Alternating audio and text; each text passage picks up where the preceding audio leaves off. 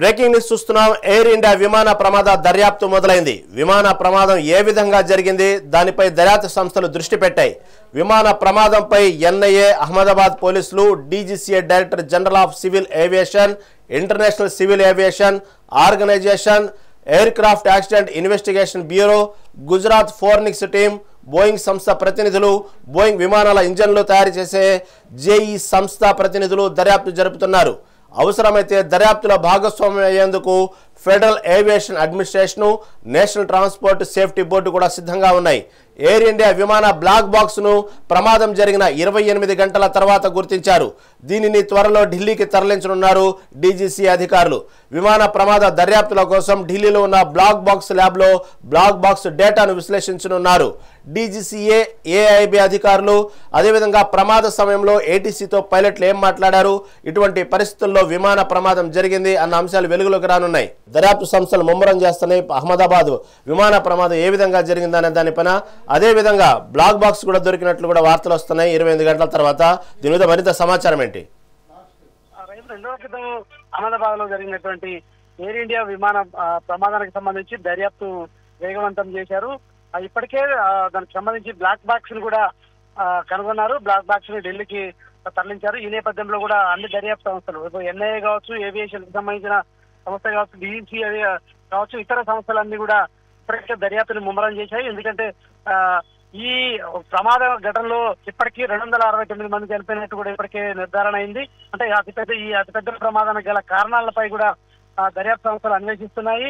ఈ నేపథ్యంలో ఇప్పటికీ కూడా అమెరికా కూడా సహకరించడానికి, ఈ దర్యాప్తుకు సంబంధించి సహకరించడానికి కూడా సిద్ధమంటూ కూడా అమెరికా ప్రకటించింది వైట్ హౌస్ నుండి. సో ఈ క్రమంలో కూడా వేగవంతం చేసి ఈ దర్యాప్తును అన్ని కోణాలు కూడా ఏదైతే పరిశీలిస్తున్నారు, పరిశీలించి ప్రమాదానికి గల కారణాలను అన్వేషిస్తున్నారు. సో వీలైనంత త్వరగా దర్యాప్తును పూర్తి చేయాలని కూడా అన్ని విచారణ సంస్థలు అయితే ఇప్పటికే వేగవంతం దర్యాప్తు చేశాయని చెప్పొచ్చు. అయితే ఈ బ్లాక్ బాక్స్ అంటే ఏదైతే ఈ విమానం మెడికల్ కాలేజ్ బిల్డింగ్ పై వెనక భాగం, విమానం వెనక భాగం మెడికల్ కాలేజ్ బిల్డింగ్ పై పడడంతో కూడా ఈ బ్లాక్ బాక్స్ దొరకడానికి టైం పట్టింది. అది మొత్తానికి చివరిగా దొరికిన నేపథ్యంలో కూడా ఇప్పటికే ఢిల్లీ తరలించారు. అయితే ఈ బ్లాక్ బాక్స్ లో అంటే విమాన ప్రమాదం ముందు సంభాషణలు ఖచ్చితంగా, అంటే ఎందుకంటే ఇప్పటికే పైలట్లు ఉంటారు, పైలట్ కో పైలట్ ఉంటారు. ఏమైనా ప్రమాదం పొంచి ఉన్న నేపథ్యంలో కూడా ఏదో ఏటీసీ అధికారులకు కూడా దీనికి సంబంధించి సమాచారం ఇస్తారు. సో ఇలాంటి సమాచారం ఏమన్నా ఇచ్చారా లేదా అనే అంశాలపై కూడా దర్యాప్తు చేస్తారు. మొత్తానికి ఆ బ్లాక్ బాక్స్ ని మొత్తం ఏదైతే దాన్ని విచారిస్తేనే మొత్తం పూర్తి వివరాలు బయటకు వస్తాయంటూ కూడా అధికారులు చెప్తున్న నేపథ్యంలో కూడా ప్రధానంగానైతే దీనికి సంబంధించి విచారణ వేగవంతం చేశారని చెప్పొచ్చు. ఇప్పటికే అక్కడ దీనికి సంబంధించిన అంటే ప్రమాద ఘటన దగ్గరికి ప్రధాని పోయారు, కేంద్ర హోంశాఖ మంత్రి అమిత్ షా పోయారు, ఏవియేషన్ మినిస్టర్ ఏదైతే రామ్ మనోహర్ నాయుడు, గుజరాత్ సీఎం భూపేంద్ర పటేల్ అందరూ పరిశీలించారు. దానికి సంబంధించిన మృతులకు కుటుంబాలకు ప్రగాఢ సానుభూతిని కూడా తెలియజేశారు. వారికి ఇప్పటికే ఎయిర్ ఇండియా సంస్థ కూడా ఇప్పటికే వారికి ఏదైతే అంటే ప్రమాదానికి సంబంధించి ₹1 ప్రకటించారు ఆ కుటుంబ సభ్యులకు. సో ఈ క్రమంలో కూడా ఇప్పటికీ దీన్ని విచారణ వేగవంతం చేసి అన్ని కోణాల్లో దర్యాప్తు చేస్తున్నారు.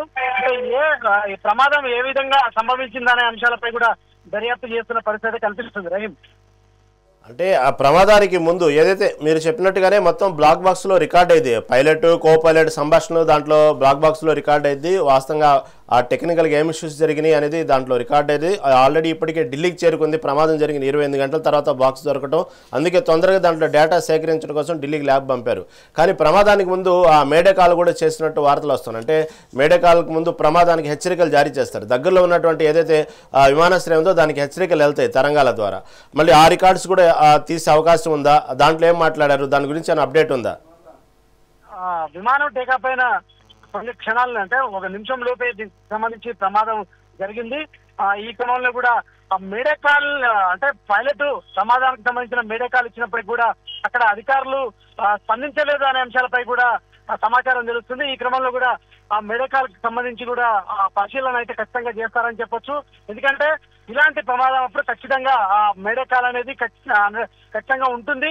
ఆ పైలట్ అధికారులకు అయితే సమాచారం మేడే కాల్ ద్వారా సమాచారం ఇస్తారు. సో ఈ క్రమంలో కూడా అలా ఇచ్చినట్టు కూడా తెలుస్తున్న నేపథ్యంలో కూడా దానిపై కూడా విచారణ ఖచ్చితంగా జరుగుతుంది.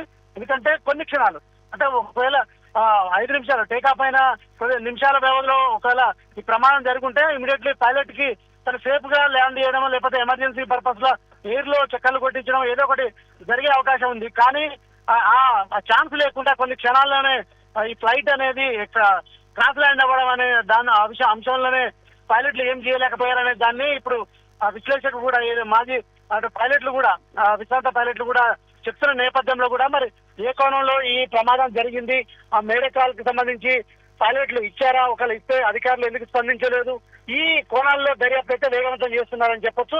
ఏదైనా సరే బ్లాక్ బాక్స్ కి సంబంధించి ఆ ట్రేస్ చేస్తేనే ఈ అన్ని అంశాలు బయటకు వస్తాయి. రైన్ శ్రీనివాస్, ఏదైతే మన దేశంతో పాటు మన దేశ ప్రయాణికులతో పాటు అదేవిధంగా బ్రిటన్, కెనడియన్, పోర్చుగల్ సంబంధించినటువంటి ప్రయాణికులు కూడా దీంట్లో చనిపోవడం జరిగింది. ఆ విధంగా విదేశీ ఎవరైతే ఉన్నారో ప్రయాణికులు, బ్రిటన్ సంబంధించినటువంటి ప్రధాని కూడా ఇప్పటికే దాని గురించి దిగ్భ్రాంతి వ్యక్తం చేయడం జరిగింది. కాకపోతే నిన్న ఏరియల్ సర్వే కూడా చేసినట్టు అర్థమవుతోంది. ప్రమాదం జరిగిన ప్రాంతాన్ని డ్రోన్ కెమెరాలతో వాళ్ళ దేశస్తులు వస్తే ప్రమాద తీవ్రత ఎలా జరిగింది అసలు ఏమనేటువంటి విషయాన్ని కూడా వాళ్ళు స్వయంగా వాళ్ళ అధికారులతో అక్కడ డ్రోన్ కెమెరాతో ప్రమాదాన్ని ఎలా జరిగిందని చిత్రీకరించినట్టు వార్తలు వస్తూ ఉన్నాయి. దీని మీద అప్డేట్ ఏమైనా ఉందా? అదే ఈ విమాన ప్రమాదాలు భారతీయులు 169 మంది చనిపోయారు. బ్రిటన్ కు సంబంధించి కావచ్చు, పోర్చుగల్ అంటే బ్రిటన్ కు సంబంధించి 50 పైన దేశస్తులు చనిపోయారు. పోర్చుగల్ కు సంబంధించిన 6 చనిపోయిన నేపథ్యంలో కూడా ఏదైతే బ్రిటన్ కు సంబంధించిన ఈ దేశస్తులకు సంబంధించిన మృతదేహాలను ఆ దేశ ఎంబసీ ఇప్పటికే కూడా ఆ ఎంబసీకి అప్పచెప్తున్నారు. అక్కడ నుండి ఆ దేశానికి ఆ మృతదేహాలను తరలించి కుటుంబ సభ్యులకు అప్పగించే ప్రక్రియ జరుగుతుంది. సో ఈ క్రమంలో కూడా ఏదైతే దీనికి సంబంధించి బ్రిటన్ కు సంబంధించిన ఎంబసీ అధికారులు ఈ డ్రోన్ కెమెరాల ద్వారా ఏదో ప్రమాదానికి సంబంధించిన కారణాలపై కూడా పరిశీలన చేశారని కూడా తెలుస్తుంది.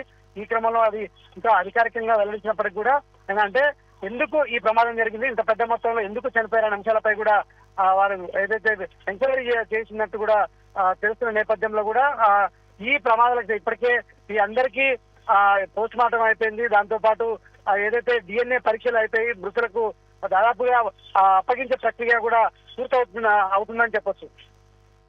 Right Srinivas, right, thank you for update.